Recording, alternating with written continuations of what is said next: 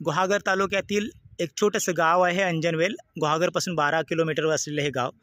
आणि ह्या गावात आपण पाहत आहात हा आहे गोपाळगड किल्ला. 7 एकरमध्ये असलेला हा किल्ला आपण पाहत आहात. समुद्रावर लक्ष ठेवण्यासाठी किंवा जे जे जहाजांची किंवा जे व्यापार आहे त्या जहाजांवर लक्ष ठेवण्यासाठी हा किल्ला इथे बनवला होता. आणि इथूनच चिपळूणला एक किल्ला आहे गोविंदगड. हे दोन्ही किल्ले समुद्रावर लक्ष ठेवण्यासाठी बनवलेले होते.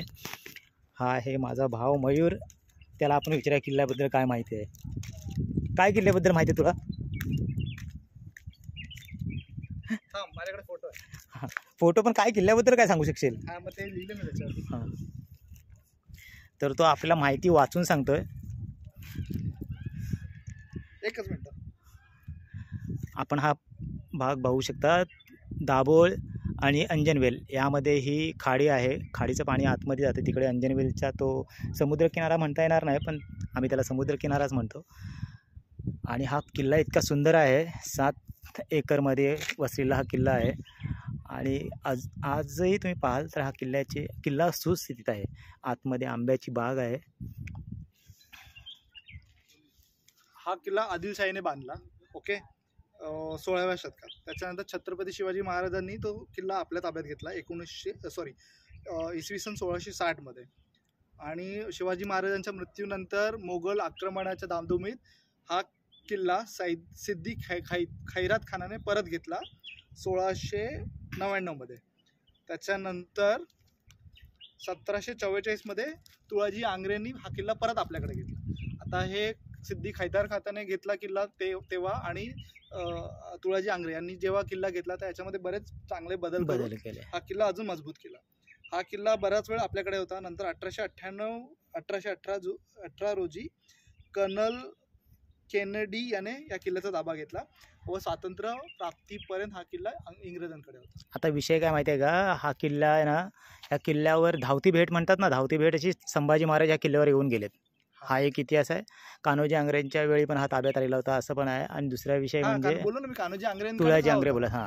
तर तो किल्ला कान्होजी आंग्रेंचा होता. त्याच्यानंतर मग इंग्रजांनी घेतला. आणि सगळ्यात महत्त्वाचं शेवटची इथे जी तुकडी होती ती इंग्रजांची होती, जी 80 लोकांची होती. एक्झॅक्टली. आणि इथल्या ज्या तोफा आहेत ना त्या आपल्या गावात अजून पण आपल्याला पाहायला मिळतात. पण आता इथे लिहिलंय की प्रश्न राहतो की या किल्ल्याला गोपाळगड नाव कसे राहिले.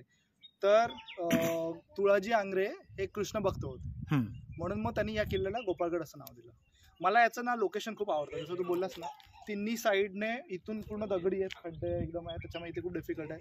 तिकडे खंदक आहे. त्या खंदकामुळे कोणी येऊ शकत नाही. त्याच्या आतमध्ये मगरी असतील किंवा ऑइल वगैरे टाकत असतील. आणि खालपर्यंत किल्ला जातो आणि खाली फक्त दगड आहे. म्हणजे तिकडे यायचा चान्सच नाही. आणि आता आपण जो गाव बोलतोय ना तिथून ते किल्ल्याचा दरवाजा एक वरती यायला.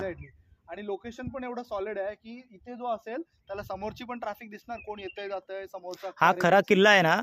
समुद्र मार्गावर जो व्यापार व्हायचा किंवा जे शत्रूवर लक्ष ठेवण्यासाठी हा किल्ला बनवलाय. तिकडे वशिष्ठ नदीचं पात्र आहे, म्हणजे मुख आहे, ते तिथे एंड होते. वशिष्ठ नदी तिकडे समुद्राला मिळते. म्हणजे तिथून कोण येतं ते पण कळा. म्हणजे एवढं स्ट्रॅटेजी लोकेशन, म्हणजे literally this really requires a fort. असं चांगलं लोकेशन आहे.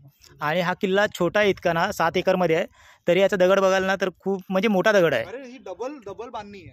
म्हणजे नुसता किल्ला, नुसती बुरुज नाही आहे, तर आतमध्ये डबल फोर्टिफिकेशन आहे. आणि प्रत्येक किती, आय थिंक मला वाटतं ना, नाही तरी 25-30 बुरुज असणार. आणि आता तसं बघायला गेलं तर चांगला आजही सुस्थितीत असलेला किल्ला आहे. ऍक्च्युली इकडे झाडी वाढली नाही तर इथे पण अजून खूप छान आहे. खूप खाली तू गेलास ना, खाली पण खूप छान आहे. आणि सगळ्यात महत्वाचं डायरेक्टली तिथे जात असते. इथला व्ह्यू बघशील तर तू मस्त आहे एकदम. असं फ्लॅटलँड घेऊन असं पूर्ण खाली केलं. आणि खाली इथे चालायला पण खूप. आणि हे लोकेशन बघ ना किती मस्त आहे. ऍक्च्युली खाली काच आहे, सांभाळ, लोकांना अक्कल नाही. अरे एवढा चांगला किल्ला आहे, त्या किल्ल्याचे इथे काय काय खराब गोष्टी करतायत ना. आता तू श्रावण महिन्यात येशील ना, इथं पूर्ण हिरवगार झालेलं असेल.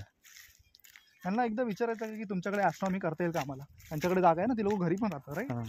मयूर नाही Mandar, we can actually ask them की इथे एखादा कॅम्प वगैरे लावता येईल का. पण एक वस्ती असेल ना तर चांगलं असतं. तुला इथं तारे बिरे काय बघायला भेटणार ना, कारण किल्ल्या आपल्या कंपनीचा सगळं इथं उजेड आहे. हा पण तो तिकडे येणार ना, मला हे इकडचंच काय तर क्लिअर भेटेल ना. हे बांधकाम आत्ता केलेलं, नवीन बांधकाम केलेलं आहे. कोणीतरी राहायला प्रायव्हेट प्रॉपर्टी आहे इथे.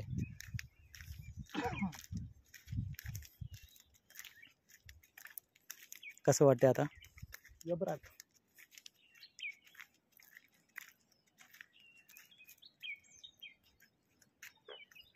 आता शेवट काय बोलशील, सांगशील? शेवट काय म्हणजे मस्तच जागा आहे, बघायला या सगळ्यांनी बघायला आहे. आणि जागा स्वच्छ ठेवा पण, है ना? जागा स्वच्छ ठेवा, सगळ्यात इम्पॉर्टंट. बिअरच्या बाटल्या फेकू नका, घरी घेऊन जा. Royal strike पप्पांचं.